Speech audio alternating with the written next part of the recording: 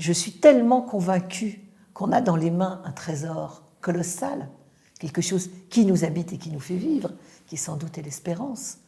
Et je voudrais que, on sache bien mieux transmettre, dire, témoigner.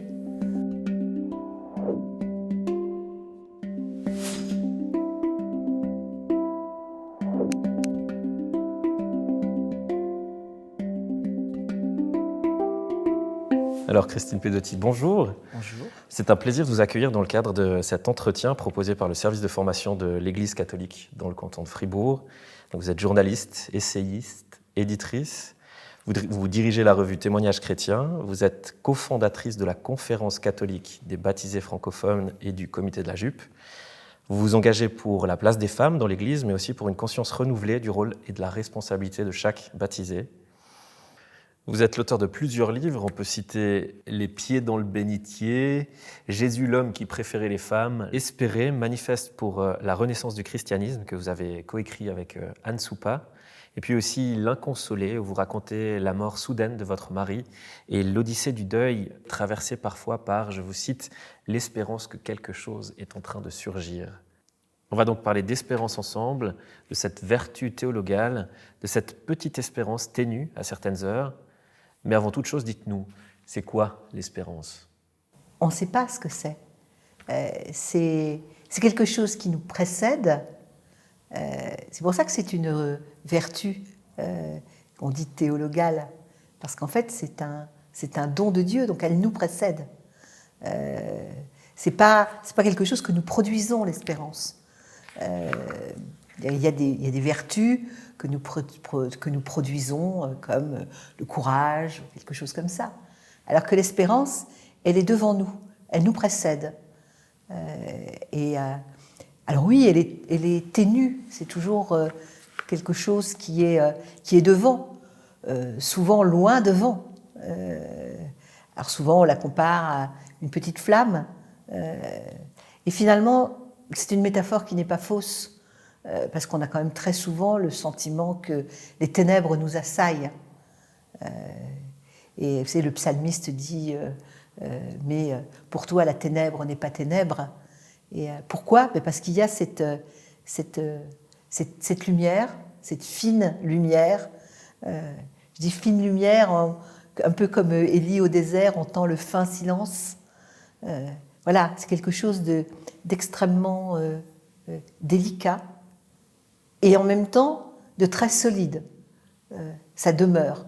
Pourquoi est-ce que ça demeure ? Précisément parce que ça ne vient pas de nous. Parce que c'est quelque chose que nous recevons. Et c'est quelque chose qui nous fait avancer.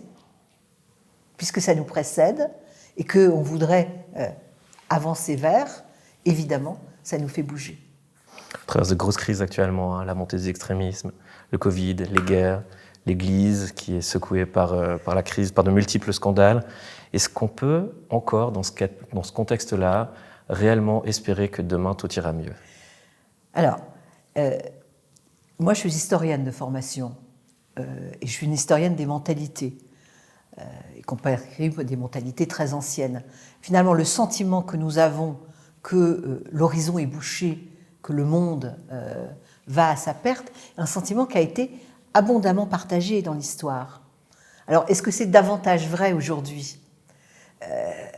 Par certains côtés, oui, ne serait-ce que parce que nous avons appris, je dirais ma génération, a appris que le monde était réellement fini. C'est-à-dire qu'il y a un stock disponible sur la Terre, c'est pas un flux.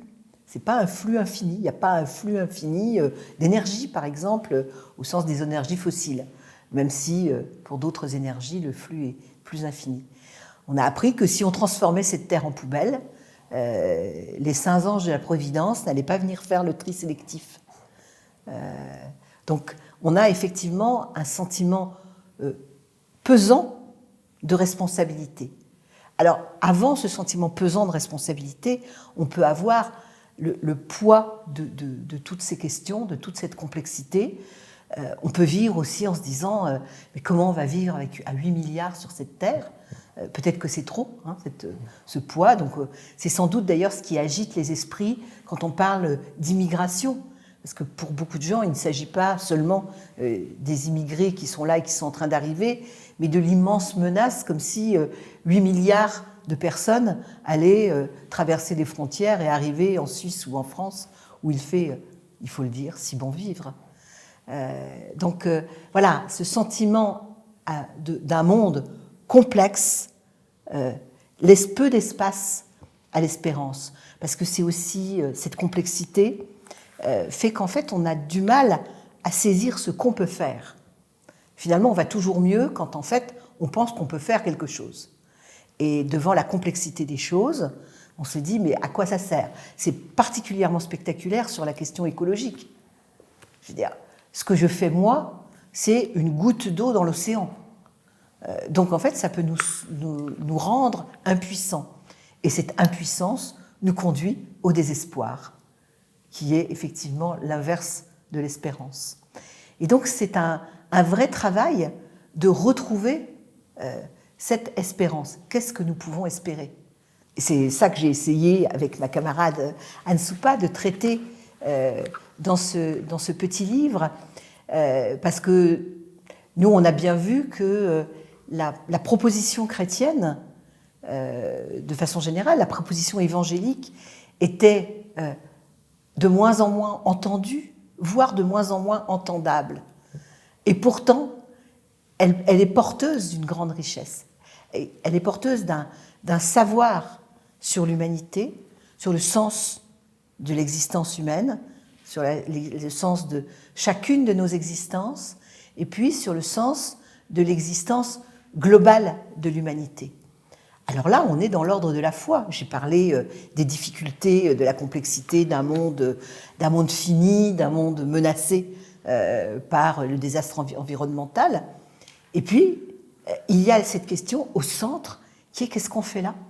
Alors précisément, ce qu'on peut faire, notre responsabilité personnelle, en quoi l'espérance peut être un moteur en vue d'un changement positif ou d'une réforme? Eh bien, au fond, dès l'instant où nous croyons, et c'est là dans l'ordre de la foi, que nous ne sommes pas là pour rien. Nous ne sommes pas là pour personne. Qu'il y a... Comment est-ce que je dirais la foi, moi, aujourd'hui? Je dirais que nous sommes appelés par le désir de Dieu. Dieu nous appelle à être. C'est pour ça que je dis que c'est l'espérance, elle est dans cet appel, puisque c'est quelque chose qui nous précède, qui nous appelle, qui nous fait respirer en avant. Là où nous sentons acculés, tout d'un coup, on est réappelé en avant. Voilà. Et plus ou moins clairement, nous nous posons tous la question, à quoi sert ma vie? Pourquoi est-ce qu'il y a quelque chose plutôt que rien? Et dans la foi, nous disons, eh bien, nous ne sommes pas des accidents dans une création insensée. Nous ne sommes pas de vagues roseaux pensants posés dans une misérable planète dans la banlieue d'une galaxie, mais nous sommes appelés par un désir plus grand que nous, par une conscience, et c'est ça que nous appelons Dieu. Cet être même de Dieu qui nous appelle nous-mêmes à être et à exister. Et quand nous sommes habités par... Je n'ai rien pour le prouver. Je ne peux prouver ça à personne. Je peux juste dire, moi, ça me fait vivre. Moi, ça me fait me lever tous les matins. Moi, ça me donne envie de vivre jusqu'à la dernière minute de ma vie. Ça me donne envie d'aimer les gens. Ça me donne envie de partager la joie. En fait, c'est une vraie source de bonheur. Dieu nous appelle à être. Oui. C'est une belle définition d'espérance. Sans doute. C'est assez facile de parler d'espérance quand tout va bien. Mais à certaines heures, tout est noir. Elle est où, l'espérance, dans ces heures sombres? C'est compliqué à dire. En me présentant, vous avez dit que, effectivement, j'avais subi la perte. Enfin, je n'ai pas subi la perte. Voilà, mon mari est mort d'une minute à l'autre. Un petit matin, il a dit, je vais aller faire le tour de mon jardin. Et puis, je l'ai trouvé, foudroyé. Et j'ai souvent dit que la foi n'avait pas grande utilité face au désastre intime que ça représente. évidemment, ça ne console pas. La foi n'est pas une consolation. Ça n'est pas un gros doudou qu'on serre contre soi en se berçant. Mais finalement, c'est sans doute ce qui, au bout du compte, m'a fait traverser. J'ai été chercher dans la tradition qui est la mienne des images. Quand je dis j'ai été les chercher, en fait, elles sont venues à moi. Et je me suis sentie comme les Hébreux, une Hébreuse, puisque je suis une femme, en train de traverser cette vallée noire, comme si j'étais en train de traverser miraculeusement à pied sec la mer, l'eau formant une muraille à ma droite et à ma gauche. Et on n'y pense jamais, mais telle que l'histoire nous est racontée, elle nous est racontée de sorte que finalement le ciel est loin et il devait faire sombre au fond de la mer. Et je me suis rendu compte que, comme les Hébreux, j'avais eu très peur dans cette traversée. Et en même temps, je savais qu'il fallait que j'aille de l'autre côté, qu'il y avait un autre côté, oui, qu'il fallait que j'atteigne. Alors peut-être que c'était probablement ça, cette espérance qui me faisait marcher. Elle m'a fait marcher dans ce fond de la mer, terrifiée. Et puis finalement, je suis arrivée de l'autre côté. Enfin, c'est la grâce du petit pas, l'espérance, un pas après l'autre. Un pas après l'autre, oui. Et on se rend compte qu'on traverse. Je dis souvent, quand je parle de ça, il y avait un petit détail que j'avais omis, c'est que quand on est de l'autre côté, il y a encore un long désert. Quelle forme a-t-il, ce désert, de l'autre côté ? Ah, aujourd'hui, je ne suis plus dans le désert. J'ai passé le Jourdain. Je suis arrivée dans un pays de lait et de miel. Je suis arrivée au pays de la mémoire. C'est quoi le pays de la mémoire ? Eh ben, c'est la transformation heureuse du pays du souvenir. Le monde du souvenir est un monde acéré, un monde douloureux, qui est empreint du plus jamais. Et le monde de la mémoire est un monde gracieux, ensoleillé. C'est le monde du pour toujours.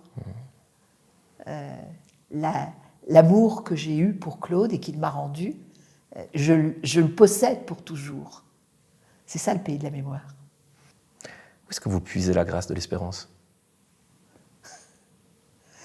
Je ne la puise pas, elle me traverse.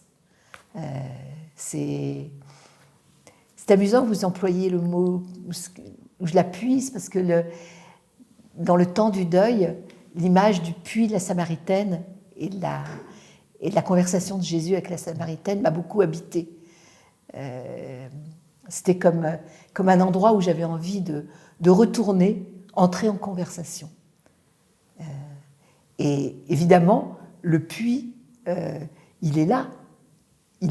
C'est pas moi qui l'ai creusé. Alors, on dit que c'est un don, que c'est une grâce. Probablement, ça tient à des chances de vie, des chances d'éducation, des chances de transmission. C'est sans mérite de ma part, c'est gratuit. Ouais. La seule question, c'est qu'est-ce qu'on en fait ? Notre responsabilité. Oui. Je souhaite qu'on puisse parler aussi de l'Église, parce que vraiment, encore une fois, l'Église, on l'a dit tout à l'heure, elle traverse une crise. Là aussi, l'espérance joue un rôle dans la capacité de poursuivre le combat. Vous n'avez jamais eu la tentation de baisser les bras, de vous résigner ? Tous les jours. Évidemment, tous les jours. Tous les jours, je me dis, mais bon sang, mais qu'est-ce que je fais là ? Et en même temps, tout ce que j'ai reçu, tout ce qui me fait vivre, je l'ai reçu par le biais de cette machinerie dysfonctionnelle qu'est l'Église. C'est-à-dire, ce gros machin qui avance qu'à un quart. L'image qui me vient, c'est ces autobus africains ou indiens qui brinque-ballent lamentablement. Alors on voudrait toujours que l'Église soit une espèce de Rolls-Royce avec un moteur qui ronronne, sur lequel on peut poser une pièce de monnaie sur la tranche et qui ne se renverse pas. Mais non, c'est un gros autocar brinque-ballant, surchargé, hoquetant. Voilà ce que c'est que l'Église. Donc évidemment, c'est jamais parfait. Et donc il faut se satisfaire de cet autocar brinque-ballant? Non, pas du tout, il faut le réparer tout le temps. Il faut le réparer tout le temps. D'ailleurs, c'est ce qu'on fait depuis 2000 ans. Alors évidemment, je suis fâchée, j'ai des grandes ambitions de réparation. Je voudrais changer les pneus. Alors concrètement, c'est quoi ces ambitions de réparation? La question, c'est pas l'autocar, c'est les gens qui sont dessus et où on va.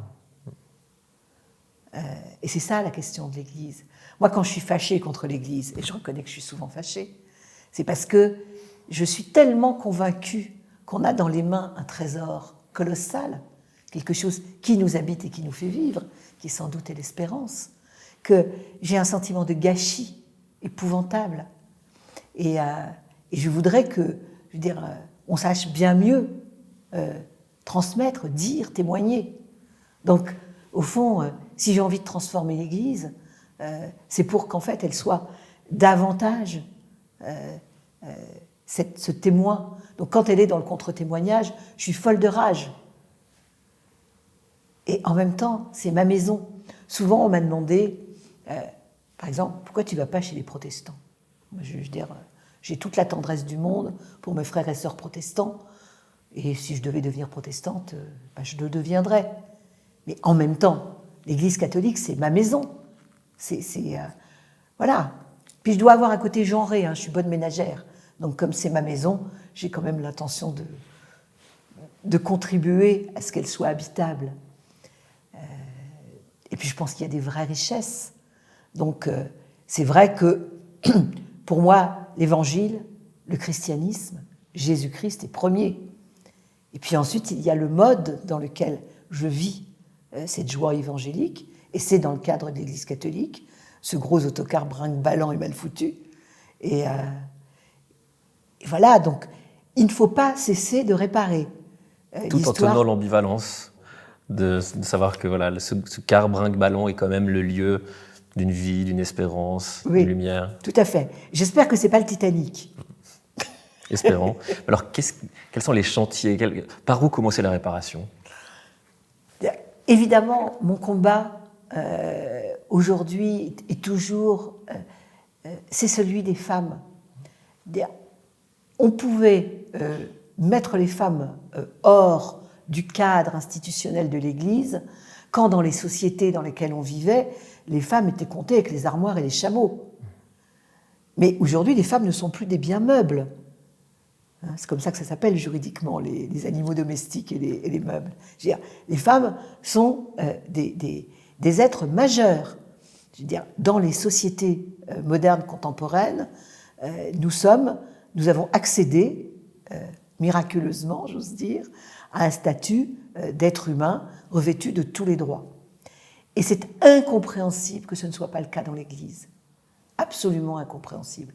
D'autant que je suis pour ma part convaincue que le progrès de la situation des femmes dans nos sociétés est un fruit de l'Évangile.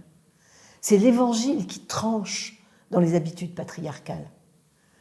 On ne trouvera rien dans l'Évangile qui assigne les femmes à un rôle particulier, d'être mère, d'être épouse, d'être tout ce qu'on raconte. Ça ne veut pas dire que les femmes n'ont pas le droit d'être des mères et des épouses, de la même façon que les hommes sont eux aussi des pères et des époux. Mais ce n'est pas par nature qu'elles le sont. Elles sont d'abord des êtres humains, elles sont d'abord des êtres humains avec leur vie, leur destin, leurs compétences dans les mains. Que nos sociétés vivent ça, c'est pour moi une immense joie. Que l'Église catholique soit incapable de voir que c'est un fruit évangélique, que c'est un cadeau et qu'elle ne le mette pas en pratique, c'est un contre-témoignage désolant. Donc ça, c'est une vraie, énorme question. Parce que ça disqualifie l'Église.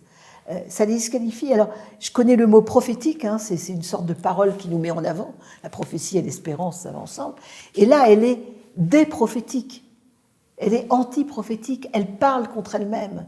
Quand elle renvoie les femmes, combien j'ai été désolée de voir le pape François mettre une fin de non-recevoir au diaconat des femmes. Mais je suis juste navrée. désolée et navrée. Et quand on entend le pape, justement, par rapport au diaconat féminin, quand on voit cette tendance à limiter, disons, le rôle des femmes dans l'Église, mais qu'est-ce qu'on peut encore espérer réellement par rapport au statut au rôle des femmes? On espère tout. Oui, mais l'espérance, elle est aussi, comment dire? bien, d'abord, on ne baisse pas les bras. Ouais. Contrairement à ce qu'on dit, l'Église, au sens institutionnel, prétend toujours qu'elle ne change pas. En fait, elle change tout le temps. Évidemment, je me désole qu'elle ne change pas plus vite, parce que ça serait quand même mieux. Mais en fait, elle changera. Ils ont beau être cramponnés, nos hiérarques, à leur... comment puis-je dire, sans être insultante, à ces certitudes absurdes. Je veux dire, ils sont cramponnés, ils sont crispés, mais de toute façon, ça leur échappera. L'Évangile leur échappera. Heureusement, ils ne tiennent pas à l'Évangile. Il est en libre circulation. Et il est en vente libre. Et nous le lisons. Et c'est comme si c'était le sang qui est dans nos veines. Donc en fait, ils ont beau se cramponner, ils ont beau essayer de construire des murs, des certitudes, etc. Je veux dire, ça ne marchera pas, ça changera.